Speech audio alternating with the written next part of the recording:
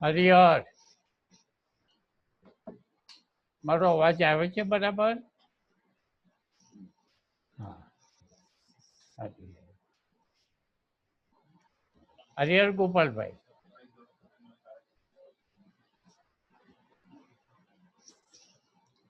હરિહર. હરિહર, બધાયને હરિહર. હવે આપણે વાત ચાલતી હતી વૈરાગ અને જ્ઞાની અને આપણે ભક્તિ.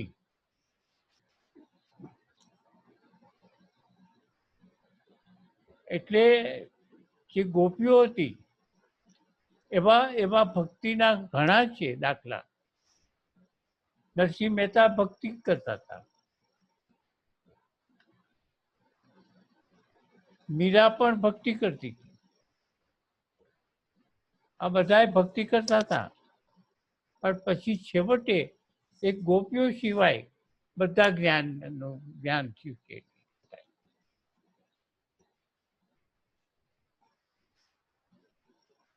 નામદેવનો એક દાખલો છે બહુ સરસ સમજવા જેવો, તો કે ઘણી વખત મેં કીધો છે એટલે જૂનો થઈ ગયેલો છે દાખલો,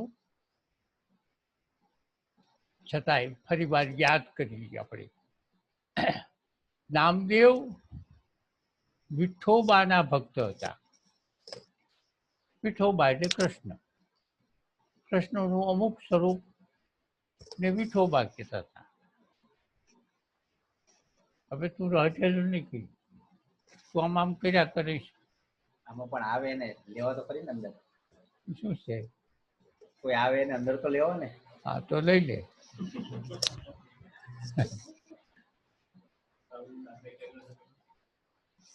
લઈ લે છે લેવા એટલા. આ બે સાંભળે છે.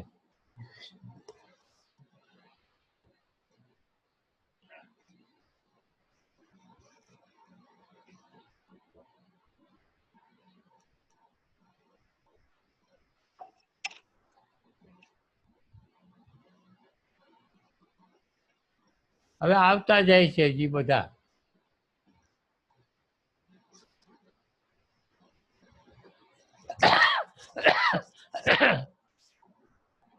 આવવા દો. આ રૂપસીભાઈ આવી ગયા.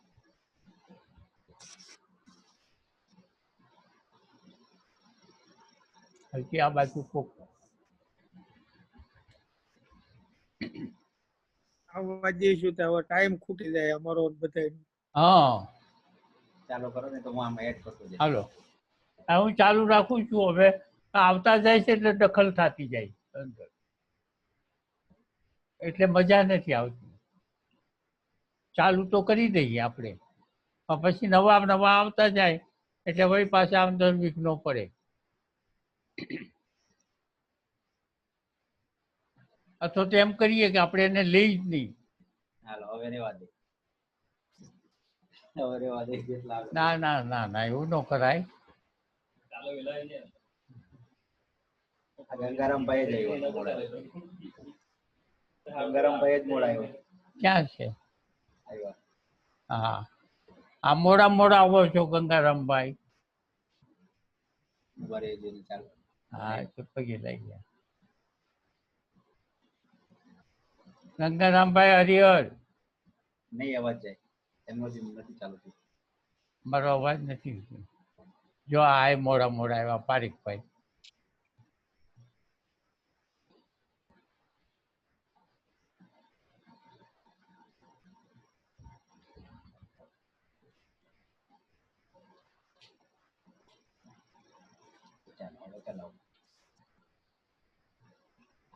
હરિહર, હવે અવાજ આવે છે મારો? હાલો, વિરેનભાઈ હરિહર.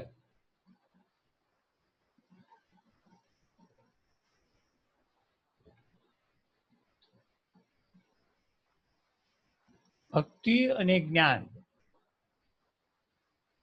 એ બેના વચ્ચેના તફાવતો છેવટે એક જ છે. અંત તો ખરેખર જે છે જ્ઞાની જે છે એને જ્ઞાન છે એ છેલ્લું છે.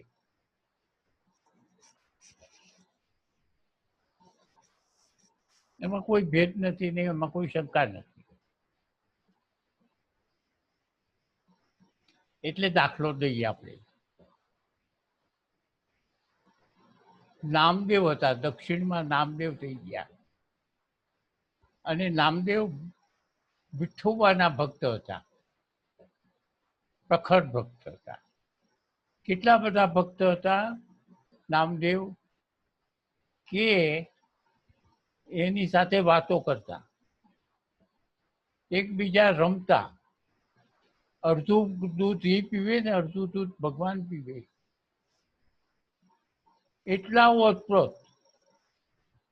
અડધું દૂધ એ પીવે, અડધું દૂધ ભગવાન પીવે, એની સાથે વાતો કરે, રમે, જેમ મિત્ર હોય એમ. આટલી સુધીની ભક્તિ. આ ગોપીઓની પણ આટલી. ગોપીઓ કે છે ને મારી એમ ઝાંઝરી લઈ લીધી, મારું મેણી લઈ લીધી, મારો ચોટલો ખેંચ્યો, મારી સાડી ફાડી નાખી વૃંદાવનમાં. કૃષ્ણ તો હતા દ્વારકા, અરે મથુરા.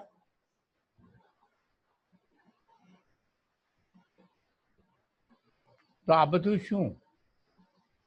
હવે એ તમને સમજાય છે કે આ બધું શું.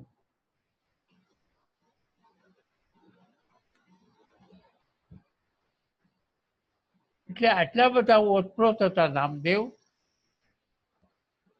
કે ભગવાનની સાથે જેમ તમે તમારા મિત્રની સાથે જેમ વાતો કરો એમ એ વાતો કરતા હતા, એકબીજા લે વેચ કરતા હતા. અડધું દૂધ પીવે, અડધું દૂધ પોતે પીવે, આટલા બધું હતું. ત્યારે એ વખતે એમ પણ હતું કે બધા ભક્તો ભેગા થાય, ભજન થાય, રાત બે રાત રોકાય અને પછી હવ પાછા છૂટા પડે. એમાં એક વખત પ્રોગ્રામ એવો ગોઠવેલો કે ગોરા ભગતને ત્યાં બધાએ ભેગું થવું, જેમ અત્યારે આપણે ભેગા થાય છીએ એમ. પણ અત્યારે આપણે સશરીરે નથી, પેલા તો બધા રીતસરના શરીર સાથે બધા ભેગા થતા, હારે જમતા, એકબીજાની વાતો કરતા, અનુભવ કહેતા. એટલે ગોરા ભગતને ત્યાં આપણે સંત જ્ઞાનેશ્વર, ગોરા ભગત અને ઘણા બીજા ભક્તો હતા. એ બધા ભક્તો ભેગા થયેલા, રાતે ભજન કરે. પણ એ ગંગા સતી, અરે જે સંત જ્ઞાનેશ્વર હતા એના એક ભાઈ હતા નાના, એ આપણે જ્ઞાનદેવ, જ્ઞાનેશ્વર, સંત જ્ઞાનેશ્વર. અને સંત જ્ઞાનેશ્વરથી નાની બેન હતી, એનું નામ મુક્તા. આ 4 ભાંડડા હતા બધા થઈ. હવે 4 ભાંડડા એક ભેગા હતા હારે. તો ભજન ને સત્સંગ તો ચાલતો હતો, પણ નાની બેન હતી 7 વર્ષની મુક્તા, એ આટા મારતી. આટા મારતા મારતા એને કુંભારને ત્યાં પેલું ટપલું હોય ને નીચે રાખવાનું, એના ઉપરથી મારવાનું, એ ટપલું જડ્યું. હવે પેલા બધા કુંડાળામાં બેઠા હતા બધા ભક્તો, તે ટપલું લઈને માથામાં મારવાનું શરૂ થયું. અને માથામાં એક જ વખત મારે અને કહી દે કે આ કાચો, આ પાકો, આ કાચો, આ પાકો.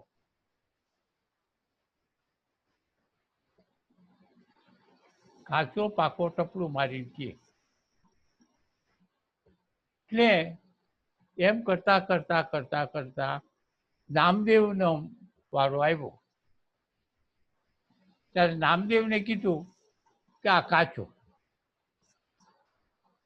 હવે નામદેવની તો આપણે વાત કરી કે હારે બેસતા વાત કરતા એટલું બધું હતા. દૂધ પીવે, અડધું પીવે, અડધું આપે.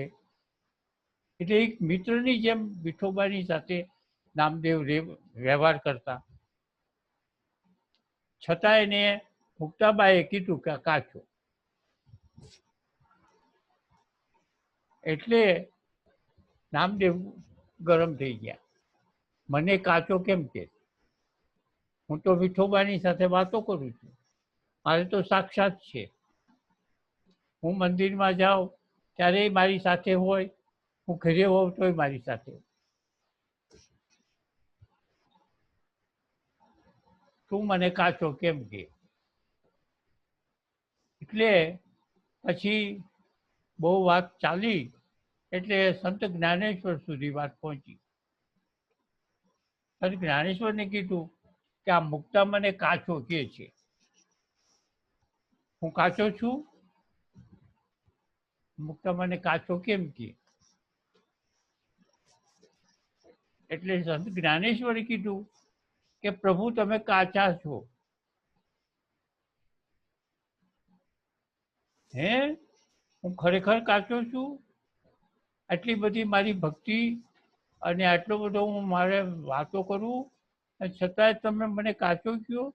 હું વિઠોબાની પાસે જાઉં અને અત્યારે જ તમારી ફરિયાદ કરું કે આ બધા મને કાચું કહે છે, એને બરાબર પાઠ ભણાવો.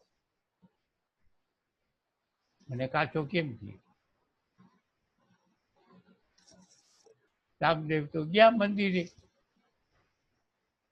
રોજ જતા હતા ત્યાં, અને ત્યાં ગયા એટલે તરત જ તો સાક્ષાત હતા. રામકૃષ્ણ પરમહંસ જેમ વાતો કરતા હતા માતાજીની સાથે, એમ આ નામદેવ પણ વાતો કરતા હતા. એટલે એને જઈને કીધું કે આ બધા ભક્તો છે મને કાચો કહે છે, શું આ સાચી વાત છે? હું કાચો છું? એટલે ભગવાને કીધું કે હા તું કાચો છો. કેમ કાચો છો? મને કાચો કેમ કહો છો? અને તમે, હું જો કદાચ કાચો હોઉં તો મને કાચો રહેવા કેમ દીધો તમે? કાચો હોવ તો મને કાચો, તમે તો સાક્ષાત છો અને મારી સાથે આ વાતું કરો છો તો મને પાકો કેમ ન કીધો? એટલે કે તું, ભગવાને એવું કીધું, તું મારી સાથે એટલો બધો ઓતપ્રોત થઈ ગયો છો કે હવે તું મારાથી જુદો નહીં પડે. અરે તું એમાં નહીં જા, નહીં તને સમજાય, મારી વાત જ તને સમજાય છે નહીં, કારણ કે તું મારી સાથે આટલો બધો જોડાઈ ગયો. તો હવે કે જો એક જંગલમાં મંદિર છે અને મંદિરની અંદર એક સાધુ છે, શિવજીનું મંદિર છે, અંદર સાધુ છે, એ સાધુ પાસે તું જા, એ તને છેવટનું જ્ઞાન આપશે. એટલે ગયા નામદેવ તો ગયા. ત્યાં તો એ પેલો સાધુ હતો, એ તો વૃદ્ધ હતો એકદમ, કપડાના કોઈ ઠેકાણા નહોતા. મંદિરની અંદર શિવલિંગ પાસે સંડાસ બાથરૂમ કરેલા, પગ શિવલિંગ ઉપર હતા અને આડા પડેલા. આમ ડોકું કર્યું ત્યાં તો આવું બધું ગંધાય અને આવી રીતે હતું. એટલે કીધું આ ભગવાને પણ મારી મશ્કરી કરે છે, આવા સાધુ પાસેથી મને શું જ્ઞાન મળવાનું, જાઓ પાછો. એટલે પાછા જતા હતા એટલે અંદરથી અવાજ આવ્યો કે તને ભગવાને મોકલ્યો છે વિઠોબાએ, કેમ પાછો જાસ? એટલે એને એમ થયું કે આવું કાંઈક છે તો ખરું, જવા દે પાછો વળ્યો. પછી કીધું કેમ તું પાછો જાય? તને જ્ઞાન લેવા મોકલ્યું? આમાં તમે તમારી પાસેથી હું જ્ઞાન લઉં? આ તો તમે પગ શિવલિંગ માટે બીજા છો, તમે આ સંદાસ કર્યા છે, બાથરૂમ કર્યા છે, આવી રીતે હોવાય? આવી રીતે ભગવાનની અંદર હોય તો કે બરાબર છે, તારી વાત તો સાચી છે, પણ એણે એવું કીધું કે હું તો આટલો બધો વ્રત છું, તો હવે ભગવાન ન હોય ત્યાં તું મારા પગ મૂક.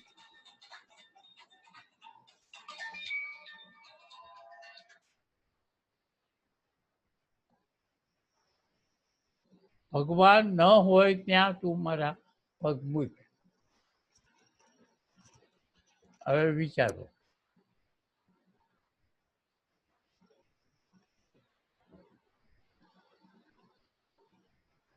ભગવાન ન હોય ત્યાં મારા પગ મૂક. એક ગુરુએ 4-5 શિષ્યો હતા, એને એક એક કેળું આપી દીધું.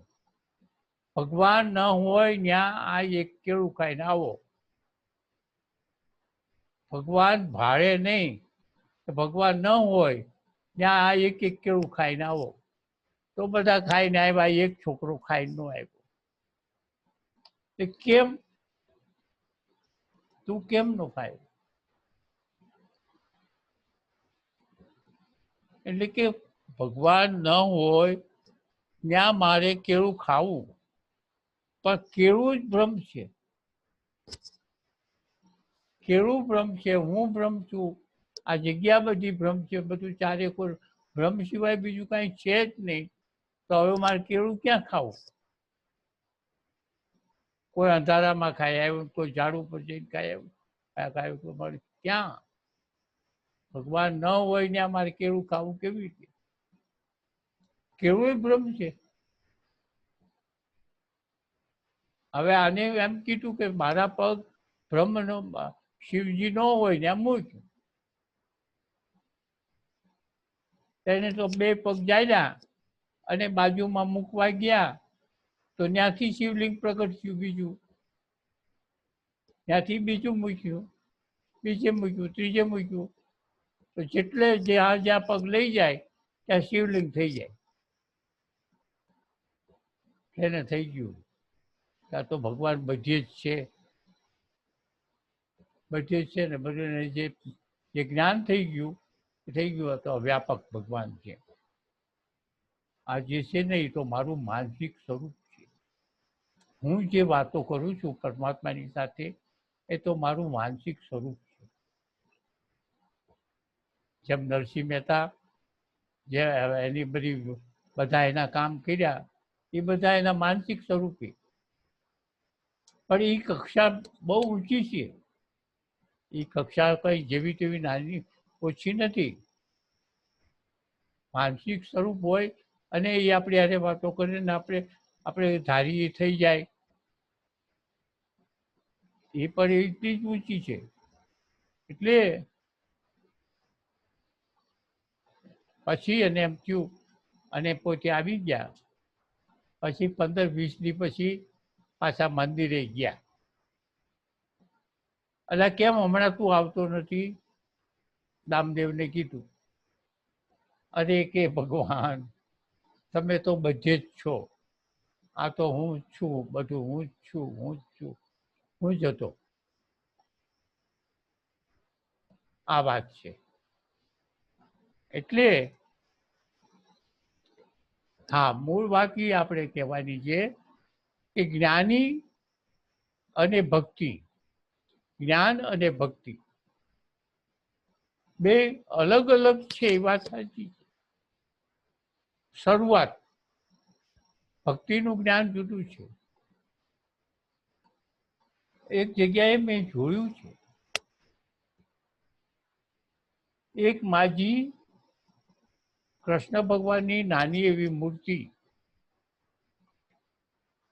એને યશોદા પોતે અને કૃષ્ણ આ મારો કનૈયો, મારા કનૈયાને ટાઢ વાય છે તો એને ઓઢાડે, મૂર્તિને ઘોડિયામાં સુવડાવે, મૂર્તિને દૂધ પાય, બધા જે કાંઈક નાના બાબાને મૂર્તિના નાના નાના રમકડા લઈ મૂકે. તો આ યશોદા ને કૃષ્ણ. પરંતુ આપણને એમ લાગે કે આ રમકડા આ મૂક્યું છે, પણ યશોદાની બુદ્ધિમાં, એના મગજમાં તો એ સાચો જ કૃષ્ણ છે, સાચો જ છે ને એને રમકડા રમાડે છે અને રમાડે છે. યશોદા થઈને ભક્તિ કરી શકાય. કૃષ્ણ મારો પુત્ર છે, મિત્ર થઈને ભક્તિ કરી શકાય. પરંતુ આ છેલ્લું, આ ભક્તિની સ્થિતિ છે ઊંચી, બહુ ઊંચી છે, પણ છતાંય હજી દ્વૈતમાં છે. કૃષ્ણ અને હું જુદા છે, એ વાત હજી એમાં બુદ્ધિમાં હોય. હવે જ્યારે હું જ કૃષ્ણ છું એ થઈ જાય એટલે પછી બધું એક થઈ જાય. રામકૃષ્ણ પરમહંસ નહોતા માનતા કે તું આ ધ્યાન ધર, આ ધ્યાન ધર, કે આ બધે માતાજી જ આવે છે. કારણ કે માતાજી સિવાય બીજું કાંઈ હતું જ નહીં. અને એને કીધું તું તોતાપુરીએ કે તું તને જે જ્યાં સુધી જ્ઞાન નહીં થાય ત્યાં સુધી મુક્તિ નથી. એ કીધું કે જ્ઞાન કરો, આ ધ્યાન ધર, આ ધ્યાન ધર, થયું નહીં. માતાજી જ આવતા હતા. પછી એક પડખે બાજુમાં ઠીકરું હતું, એ ઠીકરું લઈને અહીં કપાળમાં માર્યું. માતાજીને માર, માતાજી નહીં, અહીં તું જ્ઞાન ધર શિવજીનું ત્યાં થાય. પછી ઠીકરું માર્યું અને સમાધિમાં બેસી ગયા અને બધું થઈ ગયું નિરાકાર, આખું જ્ઞાન. છેવટ સુધી તોય તો રહ્યા, પણ એને જ્ઞાન તો થઈ ગયું. જેને જ્ઞાન કહીએ છીએ આપણે તે પરમ તત્વનું જ્ઞાન. એ જ્ઞાન નહીં થાય ત્યાં સુધી અદ્વૈત જેને આપણે કહીએ છીએ કે બીજું છે જ નહીં, એક જ બ્રહ્મ છે, સર્વત્ર છે, સર્વકાળે છે.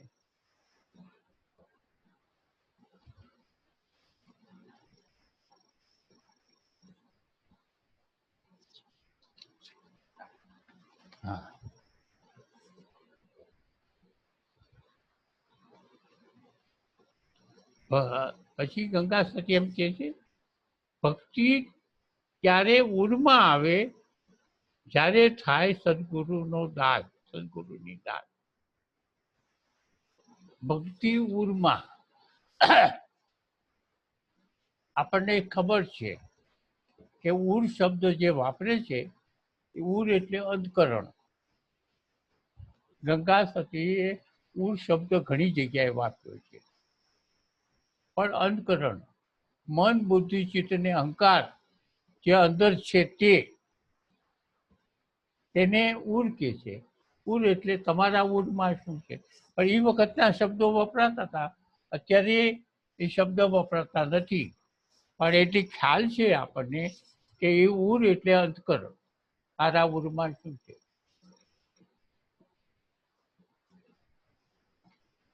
ભક્તિ ક્યારે ઉરમાં આવે,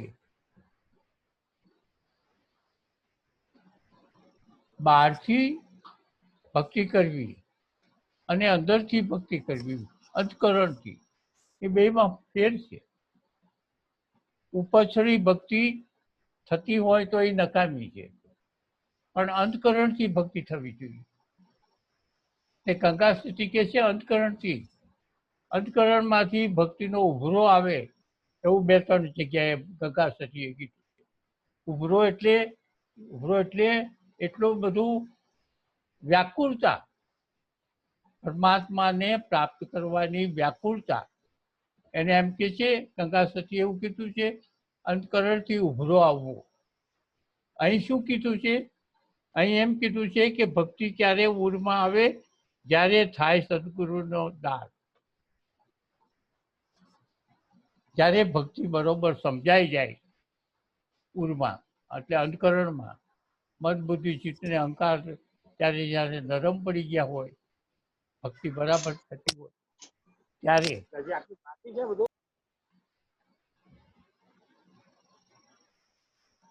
ત્યારે તો ત્યારે સદગુરુ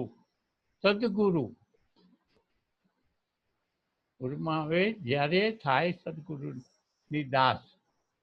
સદગુરુનું કહ્યું માને ક્યારે? સદગુરુના ઉપર વિશ્વાસ ક્યારે બે? કે જ્યાં સુધી ભક્તિ ઉરમાં ન આવે ત્યાં. બરાબર સમજાવવા માટે પોતે ભક્તિમાં આગળ વધે ત્યારે એમ કે સદગુરુ મારા સાચા હતા, અને એ અત્યાર સુધીમાં કહેતા હતા, એ બરાબર કહેતા હતા.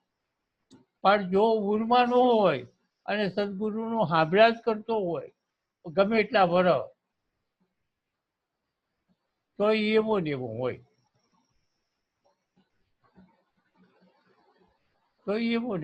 એમાં શું હોય? કારણ કે આ સાંભળ્યું છે ને સાંભળ્યું છે, એમાં વાર્તાની જેમ સાંભળે અને વાર્તા થાય, બીજું કાંઈ ન હોય.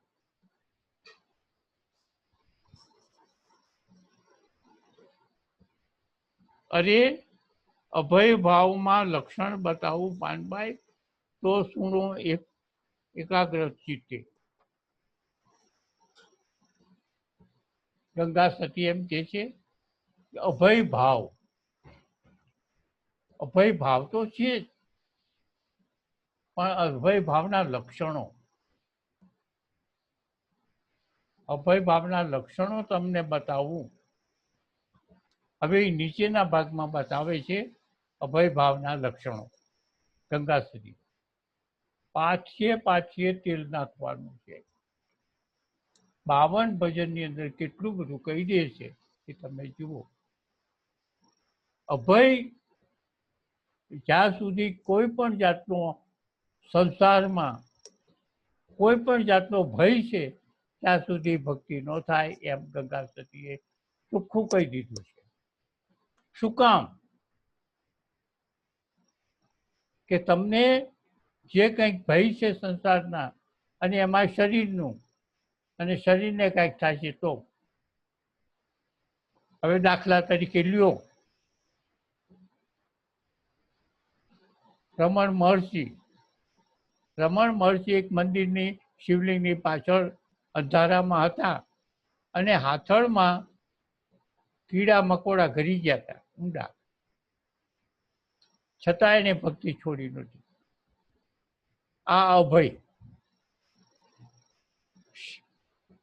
જે શરીરને કાંઈ થાય નહીં અને હાચવી અને તમે આવી રીતે ભક્તિ કરો તો એ ભક્તિ ન થાય.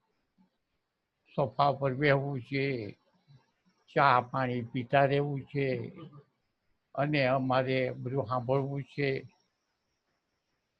પંખો ઉપર ફરે છે, એસી હોય, જે બધું ફરે છે, અને બધી ભક્તિ મારે કરવી છે. આ ભક્તિ ઉરમાં ન કહેવાય.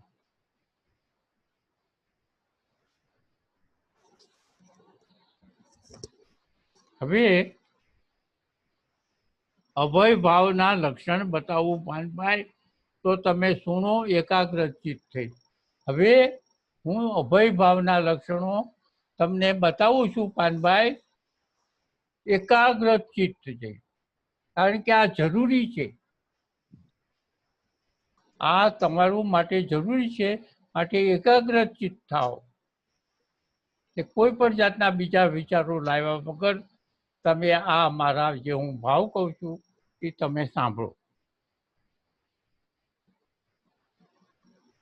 એકાગ્રિત થઈ લક્ષણ સાંભળતા પાનભાઈ અભય ભાવ ચિત્તમાં પ્રગટાય. લક્ષણો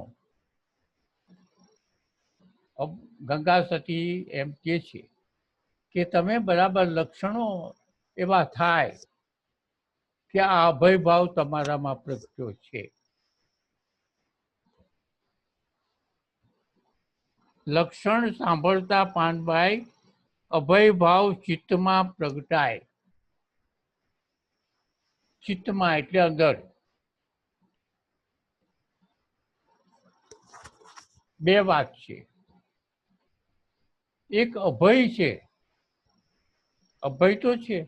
અત્યારે તમે સાંભળ્યું ખરું કે ભાઈ જ્યાં સુધી આપણા મૂળ સ્વરૂપમાં ન આવીએ ત્યાં સુધી ભય ચાલુ જ છે. પણ અભય ભાવમાં જો અને અભય ભાવમાં એ થઈ જાય એ એક વાત જુદી છે, અને અભય ભાવમાં કીધું અને સાંભળવું એક વાત જુદી છે.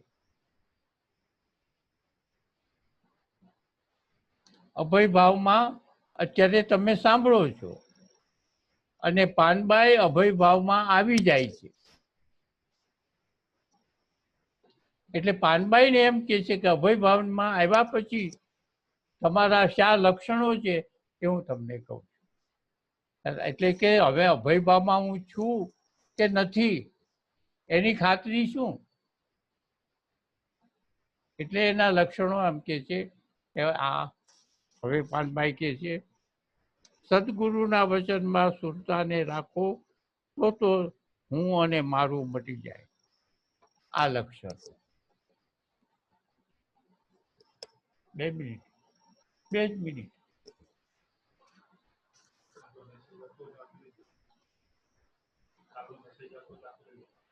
હવે 2 જ મિનિટ છે. મારે જે કહેવું છે એ મુખ્ય વાત આવી. ગંગા સતીએ કીધું કે સુરતાની વાત 2-4 વખત આવી છે અને સુરતા ગંગા સતી સુરતાને બહુ મહત્વ આપ્યું છે. બધા ઓલામાં સુરતાની વાત આપી. સુરતા એટલે એક ક્ષણ પણ પરમાત્માને વિસર્જન ન થવું અને સતત એનું ચિંતન એમને ચાલતું રહેવું અખંડ, એને સુરતા. પરમાત્માનું જે એનું જે સમરણ છે, જે રીતનું સમરણ કરી રહ્યા છે એ સમરણ અખંડ એમને રહે અને બીજા પ્રવૃત્તિઓ કરતી હોય, રસોઈ બનાવે કે રાતે કે વાસીદું કરે કે વાસણ ઉટકે, પણ છતાં એની સુરતા પરમાત્મામાં જ હોય અખંડ, એને સુરતા કીધી છે. એટલે શું કીધું છે? એવી ને એવી સુરતા રહીએ તો તમને અભય એટલે કોઈ પણ પ્રકારનો ભય ન રહે, અને કોઈ પણ પ્રકારનો ભય નથી એની ખાતરી શું? કે હું અને મારું મટી જાય એની ખાતરી. આ હું છું અને આ મારું છે એ મટી જવું.